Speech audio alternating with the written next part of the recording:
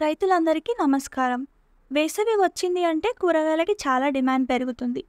ఈ ఎండాకాలంలో నీరు తక్కువగా ఉన్న మార్కెట్ ధరలు చూసి రైతులు కూరగాయలు పండియాలని ఆశ చూపుతున్నారు.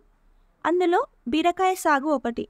అయితే ఎండాకాలంలో ఉష్ణోగ్రత ఎక్కువగా ఉండడం వల్ల బీరకాయలో ఎన్నో రసం పీల్చే పురుగులు, చీడ పురుగులు వ్యాపించడం జరుగుతుంది. మనం ఇక్కడ చూడొచ్చు. ముఖ్యంగా గుమ్మడి పెంకు పురుగు. పెరుగుదల దశలో పిల్ల పురుగులు ఆకులని మరియు పూలని కొరికి తినడం వల్ల మొక్క పెరుగుదల ఉండదు. అలాగే పండు ఈగ. ఇది పంట మొదటి దశలో పూత వచ్చే సమయంలో పూల మీద ఏర్పడుతుంది. తర్వాత లార్వాగా మారి కాయ పెరుగుతున్న దశలో కాయ వంకరగా వస్తుంది. అలాగే బూడిద తెగులు. ఆకులపైన తెల్లని పదార్థం ఉండడం వల్ల కావలసిన పోషకాలు అందకపోవడం, అలాగే పాలినేషన్ సమయంలో ఆహార పదార్థాలు సరిగ్గా తయారు చేసుకోలేకపోవడంతో మొక్క ఎదుగుదల ఆగిపోతుంది.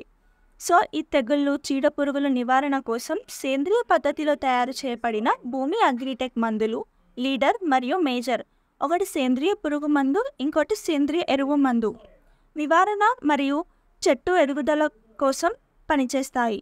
ఈ మందులని 3 నుంచి 5 ml 1 లీటర్ నీటిలో కలిపి పిచికారీ చేసుకోండి. Thank you.